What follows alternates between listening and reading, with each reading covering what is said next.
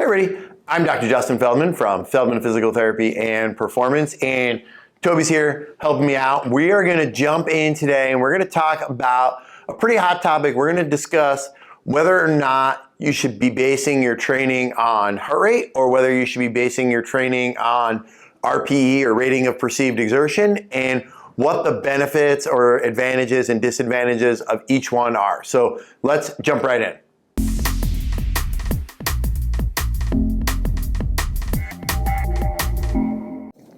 All right, so starting off with heart rate, we know that heart rate is a great way to have a very precise measurement of what effect your training is having on you and how hard you're working. And so we know that we can break your heart rate up into different zones, and then we know what effect we're looking for in each zone, and we know how hard you're working to get into each zone, and we know what each zone will do physiologically to your body. And so it's great to know exactly what's happening as we go through training. Another thing with heart rate training is we know when we're basing things on heart rate, we can look long term. And so we can look year over year, month over month, week over week, and we can see how a given effort is changing your heart rate. And is your heart rate now lower at a given effort? Is it now higher at a given effort? We can have an idea of whether or not your training is working and having the effect that we want based on what your heart rate is doing as you go forward. All right, so before we jump into anything else, I want to make sure, jump down, like this video, subscribe to the channel, make sure you share this information with your friends. You got other people out there you think could benefit from it. We really appreciate everyone sharing our stuff all over. Now, when it comes to heart rate training, there's a couple things that are super important. And so the first thing that's really important is we need you to have a good, accurate heart rate monitor. And so a lot of times people will you get a watch and your watch will have heart rate on the back. Thing is, sometimes the heart rate on the back of the watch is not the most accurate thing. And so it's really important, if you're basing your training on heart rate, that you have a really good, accurate heart rate monitor. I'm a huge fan of the Coros heart rate monitor.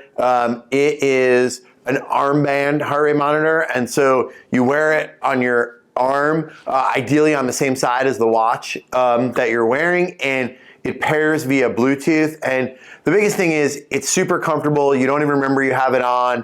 It's just as accurate as the chest-based one. So for a while, some of the optical ones would get a bad rap as being less accurate as the chest-based ones. This is great. It's just as accurate and it's more comfortable. If you are somebody who finds that wearing the chest-based one irritates them, or for women sometimes it gets in the way of their sports bra, then the arm one is a great option. But we want to make sure you have a really accurate heart rate monitor. The next thing is we need to make sure you know your heart rate zones. So we're going to base your heart rate training on the different heart rate zones, and so we want to make sure that you know your zones. And so for each of us, it's important that we test ourselves to see what our heart rate zones are. And so we have a video we made a little while back where we ran John through a heart rate zone test, and we saw him almost die on the treadmill. So we'll link to that up here. But that's an important thing, that you test yourself to find out what your zones are.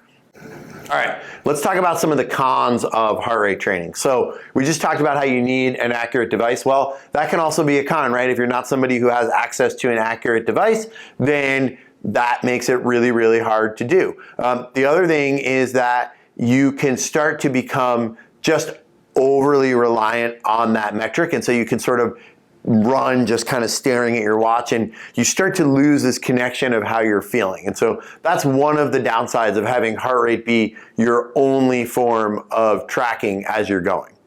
The other thing we can see sometimes is that sometimes you're waiting for that response of your heart rate, and your heart rate might be a slightly lagging indicator of how hard you're working. And so if you're doing, say, really, really hard intervals or something, and you feel like you're pushing really hard, it takes your heart a little bit of time to respond. And so you might feel like, my heart rate should be higher, and I'm working this hard. And so sometimes we say, if you're doing 30-second intervals or short sprints, something like that, that's where your heart rate might just not give you the information about how hard you're working.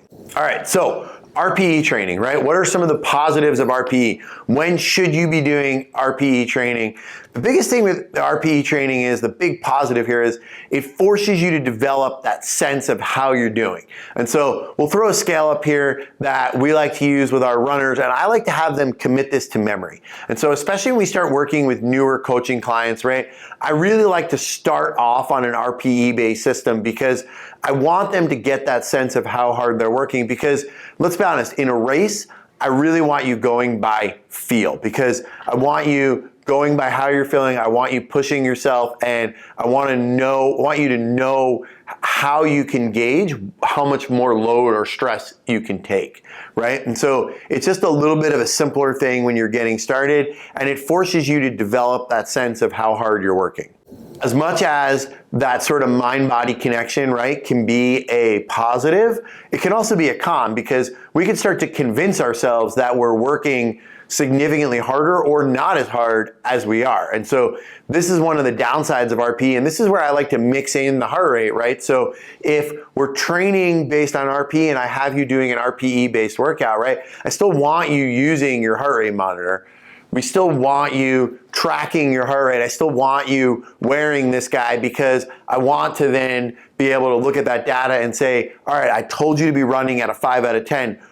5 out of 10 should roughly correlate to this heart rate. And as a coach, I can sort of jump in there and say, how accurate are you being with yourself? But that's one of the downsides, is you can sort of convince yourself that you're not nearly working as hard as you think you are, or that you're working a lot harder and kind of like take it easy on yourself. But either way, that subjective part of it can be a little bit of a downside and can sort of mess with some of the accuracy sometimes.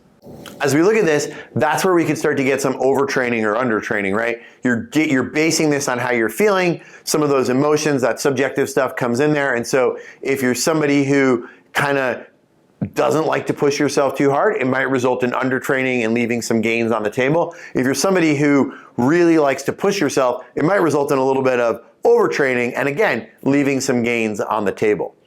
This is where, though, I like to see people blend the two things. And I've sort of mentioned it a couple times, but for me, I'm somebody who, if I'm doing a weekend run, maybe my long run, that's where I love to be going based on RPE. It's just a longer effort, you're out there, and maybe I'm dealing with some cardiac drift, my heart rate's just kind of drifting throughout the workout. I don't want to be super tied into what that heart rate is. But if I'm doing my tempo run, or I'm doing a midweek run, or even maybe some specific interval-based things where maybe I have longer intervals, that's where the heart rate's great. On the other side, if I'm going with some shorter intervals, right, this is where if I'm doing 20, 30-second efforts, maybe hill repeats, I want to go by that RPE, because that heart rate might be a lagging indicator of how hard I'm working, and I might push myself a little more than I need to, or under push myself, and I really want to spend that time learning to have a great sense of how that effort affects how I'm feeling and base it on there. And so I think for everybody, obviously the answer, which is better, same answer as most things, right? It depends. It depends on your goals, depends on the specific workout and what you're trying to do. But for most people, you need to have a mix of both of these things, and it's important to learn how to mix them in there. So any questions, go ahead, throw them down there in the comments below. We'll take a look at all of them and answer, but thanks for watching, and we'll see you back here next time.